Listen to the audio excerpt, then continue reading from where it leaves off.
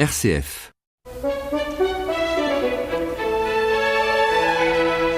Vie des chrétiens nivernais. Aujourd'hui, jeunesse et formation. Nous vous retrouvons, Monseigneur Braque de la Perrière, bonjour. Bonjour Odile, bonjour les auditeurs. Oui, bonjour à chacun et à chacune de vous. Le mois dernier, nous avons continué notre chemin sur cette découverte de l'évangélisation telle que le pape Paul VI en parle, et nous en étions arrivés au chapitre des ouvriers. Qui est-ce qui est chargé, envoyé par l'Église pour cette évangélisation? Et on a quand même parlé de l'Esprit Saint, mais pas tant que ça. Est-ce que on ne peut pas dire quand même que sans lui, on ne ferait rien, nous, les ouvriers qui sommes envoyés par notre baptême? Oui, bien sûr, justement, ça fait l'objet d'un des chapitres de l'exhortation apostolique du pape Saint Paul VI sur l'évangélisation, Evangelii Nunciandi, où il parle de l'esprit de l'évangélisation pour dire essentiellement que l'évangélisation est l'œuvre de l'Esprit Saint.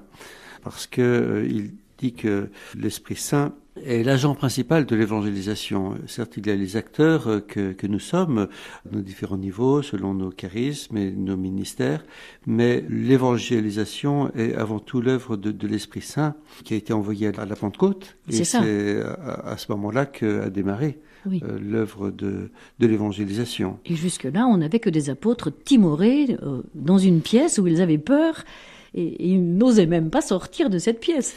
Oui, en fait, ils attendaient l'Esprit Saint, comme Jésus le leur avait demandé, mais quoi qu'il en soit, c'est dans l'Esprit Saint que toute l'annonce de l'Évangile peut se faire. On peut penser à Jésus qui, le jour même de la résurrection, a soufflé sur eux en leur disant « Recevez l'Esprit Saint, ceux à qui vous remettrez ces péchés, ils le seront remis, ceux à qui vous les retiendrez, lui seront retenus. » On peut avoir l'impression que ça ne concerne pas la mission. Or, c'est l'essentiel de la mission qui est précisément de libérer les hommes du péché, de la mort, de tout ce qui les empêche de la communion avec Dieu. Et donc ça, c'est le Christ avec son Esprit Saint qui le réalise. Donc l'évangélisation et plus largement la mission n'est pas une œuvre humaine, c'est l'œuvre du Christ. C'est l'œuvre du Christ qui se réalise dans l'Esprit Saint. Et je pense notamment aux sacrements qui sont donnés, qui sont partie intégrante de la mission de l'Église, qui est de donner la vie du Christ. Eh bien, les sacrements, évidemment, ne peuvent pas se comprendre sans l'Esprit Saint, par qui ces sacrements agissent. Voilà, donc simplement l'évangélisation, si on l'entend au sens un peu plus strict de l'annonce de la parole de Dieu et aussi du témoignage, le témoignage par la parole et par la vie, rendu par les évangélistes que nous sommes, les annonciateurs de l'évangile, eh bien cette évangélisation même ne peut pas se réaliser sans l'Esprit Saint. Oui, ça n'est pas une construction humaine. On ne peut pas dire je pars et je vais faire comme ceci et je vais faire comme cela. Oui, parce que finalement, qu'est-ce qui permet à quelqu'un d'annoncer le Christ? Eh bien, c'est la présence du Christ en lui. C'est l'Esprit Saint qui lui a fait intérioriser la parole de Dieu et qui a mis dans son cœur le feu de l'amour de Dieu et de l'amour de ses frères. Je cite une phrase de l'exhortation du pape Paul VI. L'Esprit Saint, c'est lui qui pousse chacun à annoncer l'Évangile, et c'est lui qui, dans le tréfonds des consciences, fait accepter et comprendre la parole du salut. Mais on peut dire également qu'il est le terme de l'évangélisation. Lui seul suscite la nouvelle création, l'humanité nouvelle, à laquelle l'évangélisation doit aboutir, avec l'unité dans la variété que l'évangélisation voudrait provoquer dans la communauté chrétienne. Donc l'Esprit Saint est au départ et à l'arrivée, et dans tout le cours de l'annonce de l'Évangile. C'est essentiellement cela que le pape Paul VI veut le dire, et il a quelques raisons de souligner cela, parce que on est 10 ans après le Concile, et le pape Paul VI voit comment l'esprit du Concile, si on peut dire, a été dévié. Oui. Le Concile qui a été vraiment vécu, lancé dans l'Esprit Saint, Comme une porte ouverte, comme une fenêtre qu'on ouvre. Comme une sorte de Pentecôte pour l'Église. Et malheureusement, on a rabaissé l'œuvre du Concile à des transformations extérieures et parfois avec de vraies déviances qui n'ont rien à voir avec la vérité de l'évangélisation. Donc le pape Paul VI en parle, j'y reviendrai. Mais là, je voudrais rappeler des mots d'un patriarche orthodoxe, Ignace de Lataquié, qui est mort en 2012 et qui nous laisse ces belles paroles.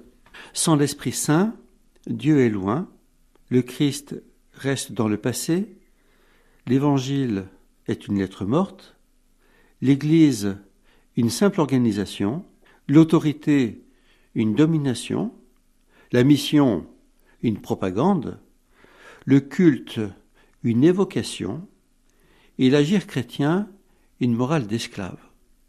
Voilà, sans l'Esprit Saint, eh bien tout perd son sens et tout perd son sel aussi. Perd son sel aussi. Et alors il dit en positif, mais en lui, en l'Esprit Saint, le cosmos est soulevé et gémit dans l'enfantement du royaume.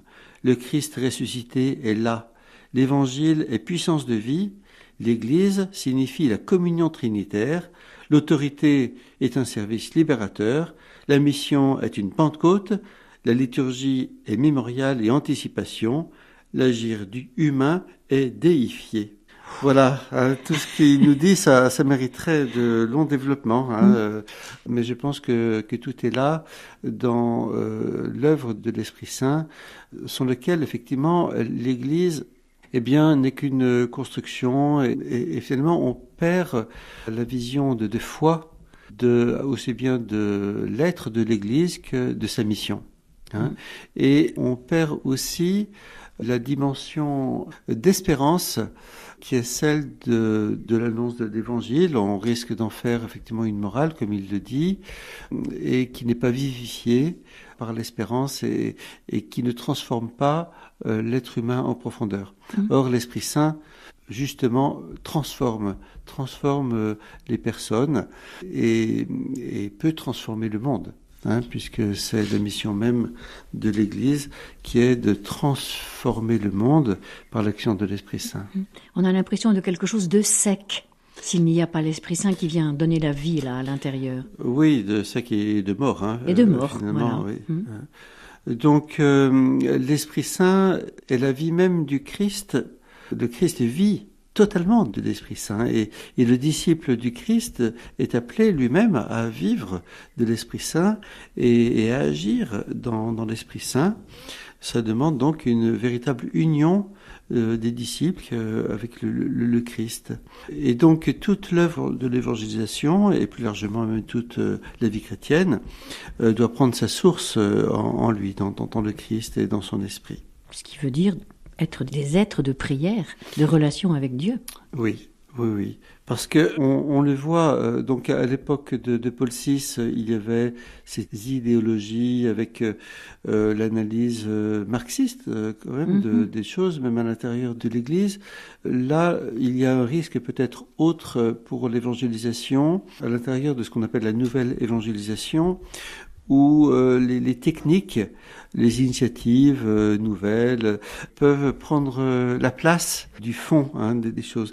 Et là, déjà, Paul VI parlait de ça en filigrane, lorsqu'il disait « Les techniques d'évangélisation sont bonnes, mais les plus perfectionnées ne sauraient remplacer l'action discrète de l'esprit. La préparation la plus raffinée de l'évangélisateur ne perd rien sans lui. Sans lui, la dialectique la plus convaincante est impuissante sur l'esprit des hommes. Sans lui, les schémas sociologiques ou psychologiques les plus élaborés se révèlent vite dépourvus de valeur. » Alors aujourd'hui, on utilise peut-être moins la psychologie et la sociologie. Cela étant, on utilise peut-être plus les techniques de management et de communication. Et l'évangélisation n'est pas communication. La communication de l'évangile, c'est la communication de l'Esprit Saint dans les cœurs. Et c'est une communication intérieur. Donc les techniques extérieures de communication ne sont que des vecteurs qui ne peuvent pas remplacer l'action intérieure de l'Esprit Saint. Et comme vous le disiez tout à l'heure, c'est une technique que l'on reçoit de Dieu, en fait. Elle ne vient pas de nous, c'est vraiment l'Esprit Saint qui...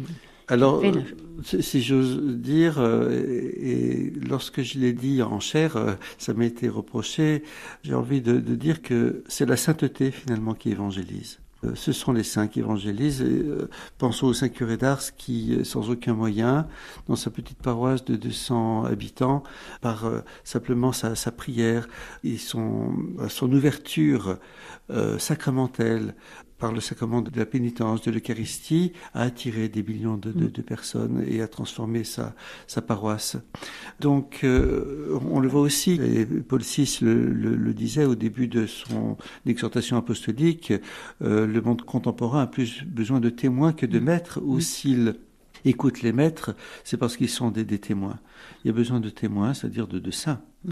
Et le pape François ne cesse d'insister sur la qualité du témoignage des disciples, sur la sainteté. Du reste, il a écrit son exhortation sur la sainteté pour dire que eh bien, ce sont les disciples, par leur qualité d'être, qui peuvent véhiculer l'Évangile. Et qui donnent envie d'adhérer à ce Jésus-Christ dont ils témoignent par leur sainteté. Là, je cite le pape François dans Evangelii Gaudium. La foi authentique dans le Fils de Dieu fait chair est inséparable du don de soi, de l'appartenance à la communauté, du service, de la réconciliation avec la chair des autres.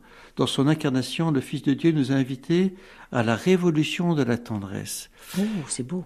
Voilà, oui, c'est ce principe de la charité, c'est l'amour qui porte l'Évangile.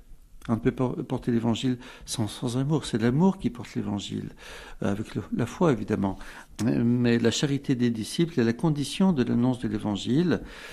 Et le pape Paul VI insiste pour dire que cet amour pousse au respect des personnes que l'on veut atteindre, le respect de leur conscience, de leur conviction, et aussi de leur cheminement pour accueillir la vérité évangélique, l'acceptation peut-être même des rejets, du refus, du temps qu'il faut pour cela. Alors l'esprit, c'est l'esprit d'amour donc qui pousse à évangéliser, puis l'esprit de vérité.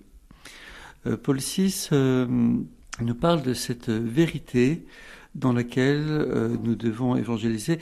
N'ayons pas peur de dire la vérité du Christ. Le Christ est la vérité. C'est pas nous qui avons la vérité, mais nous portons cette vérité qu'est le Christ. Et c'est important d'avoir le courage de le dire parce que aujourd'hui, eh bien, on a l'impression qu'il n'y a pas de vérité ou que toutes les vérités se valent. Et non, nous avons à dire que Jésus est la vérité de Dieu, la vérité aussi de l'homme. Et donc c'est l'Esprit Saint qui inscrit cette vérité dans le cœur de l'homme. Nous pouvons porter la vérité, la parole du Christ, mais au fond, c'est l'Esprit Saint qui fait la vérité en nous et qui inscrit la vérité du Christ dans nos cœurs.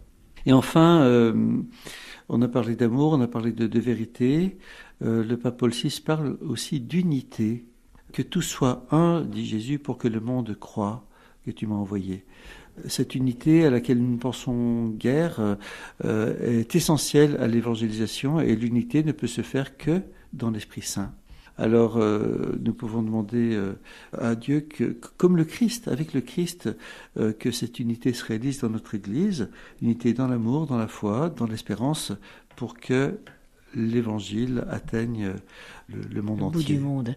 Oui, parce que le Père François Montagnon, qui est donc le délégué à l'unité dans notre diocèse, à l'unité des chrétiens dans notre diocèse, le dit souvent, c'est à partir des missionnaires qui allaient évangéliser dans le monde entier que ce problème est apparu. Parce que les Africains, qui voyaient arriver des protestants, des catholiques, qui leur disaient « mais enfin, vous annoncez quelqu'un ?»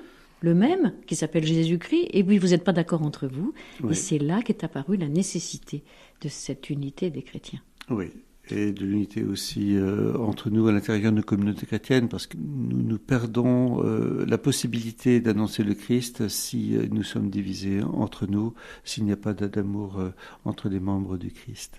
Merci beaucoup, parce que vous avez mis de la chair autour de cette notion d'évangélisation c'est vraiment l'Esprit Saint qui nous habite, qui nous donne cet amour, cette vérité et ce désir d'unité. Et oui, l'Esprit Saint met l'Évangile dans la chair. Voilà. Voilà, dans toute notre vie. Merci beaucoup, Père. Nous avons encore une rencontre au mois de juin. Oui, ce sera Marie, l'étoile de l'évangélisation. D'accord. Alors, au mois prochain, au revoir à chacun et à chacune d'entre vous.